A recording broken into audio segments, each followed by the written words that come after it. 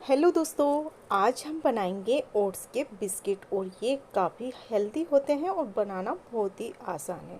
इस तरह से बिस्किट बनाकर आप स्टोर करके रख सकते हो और ये बिस्किट खाने में काफ़ी टेस्टी, कुरकुरे, क्रिस्पी बनते हैं और लंबे टाइम के लिए स्टोर करके भी रख सकते हो। इसके लिए मैंने यहाँ एक कटोरी ओट्स लिए हैं, नॉर्मल वाले जो सिंपल आते हैं वो, और इनको हम डाल देंगे मिक्सर ग्राइंडर में और इनको हम पीस कर तैयार कर लेंगे, यानी हम इसका आटा बनाकर तैयार करेंगे। एक बड़ी कटोरी ओट्स के हिसाब से मैंने यहाँ एक छोटी कटोरी के लगभग गुड़ लिया है।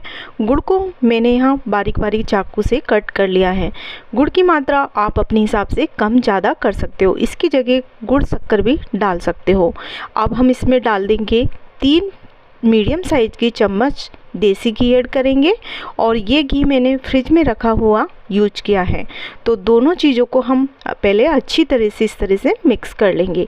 घी की जगह आप यहाँ बटर भी यूज कर सकते हो। दोनों को हमें इस तरह से मिक्स करना है कि इसका जो पेस्ट है एकदम फ्लफी बनकर तैयार होगा। जितना फ्लफी इसका पेस्ट बनेगा उतने ही क्रिस्पी हमारे बिस्किट बनकर तैयार होंगे।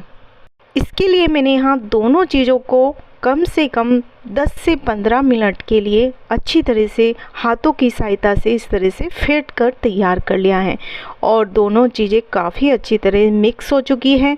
गुड़ का कलर है वो काफ़ी चेंज हो चुका है, एकदम दोनों चीज़ों का जो कलर है वो लाइट हो चुका है।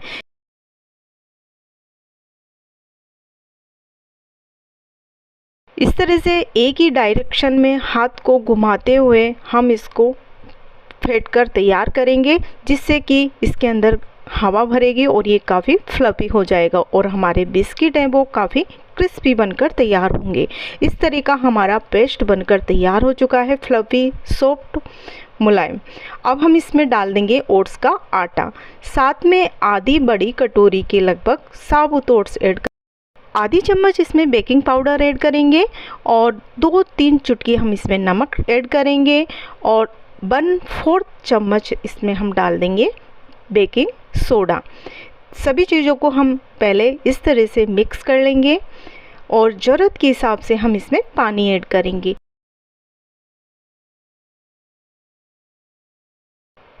इसका डो हमें एकदम लूज नहीं बनाना है और इस तरह से हमने दोनों चीज़ों को पहले अच्छी तरह से यहाँ मिक्स कर लिया है। ज़रूरत के हिसाब से हम इसमें थोड़ा थोड़ा करके पानी ऐड करेंगे और इसका डो हम इस तरह से लगाकर तैयार कर लेंगे। इसका डो हमें मसल कर नहीं लगाना होता है, हल्के हाथों से ही हम इस आटे को एक साथ इकट्ठा करेंगे और टाइट सा डो बनाकर तैयार कर लेंगे। मैंने सारे आटे को एक साथ इस तरह से इकट्ठा कर लिया है। अब हम इसको और ज़्यादा मिक्स नहीं करेंगे, थोड़े से ओट्स मैंने और भी ऐड किए हैं और इस ओट्स को भी हम इस तरह से ऊपर से मिक्स कर लेंगे, जिससे कि बाहर से बिस्किट में ओट्स दिखाई दें और दिखने में काफ़ी सुंदर लगते हैं। डो हमारा बनकर तैयार हो चुका है और इसी तरह से हमें डो को लगाकर तैयार करना है। अब हम इसको कुछ टाइम के लिए रेस्ट पर रख देंगे, कम से कम इसको 15-20 मिनट के लिए ज़रूर रखें।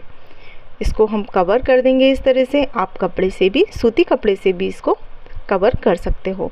15-20 मिनट के बाद अब हम इसको चेक कर लेंगे, ये पहले से भी काफ़ी टाइट हो चुका है। अब इसमें हमें और पानी डालने की ज़रूरत नहीं है, इसको हल्के हाथों से हम इस तरह से मिक्स करेंगे और बिस्किट बनाना शुरू करेंगे।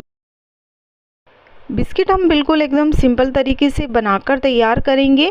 तो मैंने यहाँ छोटी सी लोई इस तरह से हाथों में ली है, रोटी से भी छोटी साइज की लोई हम लेंगे और इस तरह से हल्के हाथों से इसे गोल शेप में प्रेस करेंगे। इसकी मोटाई हमें इतनी ही रखनी है, तो ये मोटाई है वो हमने मीडियम रखी है। बिस्किट को बेक करने के बाद ये हल्के से थोड़े बड़े साइज के हो जाते हैं और इस तरह से हम 3 से 4 बिस्किट बनाकर तैयार कर लेंगे पहले बैच में। तो हमने यहाँ एक केक पैन लिया है और उसमें बटर पेपर रखकर और बिस्किट को हम ऊपर सेट कर देंगे। तो इस तरह से मैं यहाँ 3 से 4 बिस्किट बनाकर तैयार कर लूँगी और इन्हें बनाना एकदम सिंपल है। इस तरह से हम सिंपल तरीके से इन्हें बनाकर रख देंगे। इन बिस्किट को मैं माइक्रोवेव में बेक करती हूँ क्योंकि ये कम टाइम में जल्दी से बेक हो जाते हैं। कढ़ाई में थोड़ा ज़्यादा टाइम लगता है। इनको बेक करने के लिए मैं यहाँ पिज़्ज़ा मोड का यूज करती हूँ और दोनों साइड से इनको सिकने में 15 मिनट लग जाते हैं। तो इस तरह से हम एक साइड सिकने के बाद दूसरी साइड को भी पलट कर बेक कर लेंगे। दोनों साइड से मैंने अच्छी तरह से कुरकुरा, क्रिस्पी और हल्के ब्राउन कलर आने तक बेक कर लिया है और ठंडा होने के बाद अब हम इनको इस तरह से चेक कर लेंगे। ये दिखने में जितने सुंदर लग रहे हैं, खाने में काफ़ी क्रिस्पी और टेस्टी लगते हैं और इन्हें बनाना भी काफ़ी आसान है। तो आप इस तरह से घर पर ही बनाकर स्टोर करके रख सकते हो। सारे बिस्किट मैं इसी तरह से बेक कर तैयार कर लूँगी और इस तरह से हम इनको ठंडा करने के लिए ग्रिल पर रखेंगे जिससे कि ये पसीजेंगे नहीं, यानी इनमें गर्माहट नहीं रहेगी और ये क्रिस्पी बने रहेंगे। जल्दी से ये ठंडे हो जाएंगे। ठंडा होने के बाद ही हम इनको स्टोर करके रखेंगे। इस तरह से एक बिस्किट को हम तोड़कर देखेंगे, ये काफ़ी क्रिस्पी बने हैं और इन्हें बनाना भी काफ़ी आसान है। तो आप 15-20 दिन के लिए स्टोर करके रख सकते हो और खाने में काफ़ी टेस्टी लगते हैं। आप दूध, चाय या सिंपल भी इन्हें खा सकते हैं।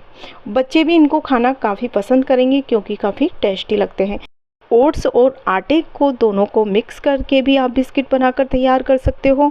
मैं अक्सर इसी तरह से घर पर ही बनाकर इन्हें तैयार करके स्टोर करके रखती हूँ।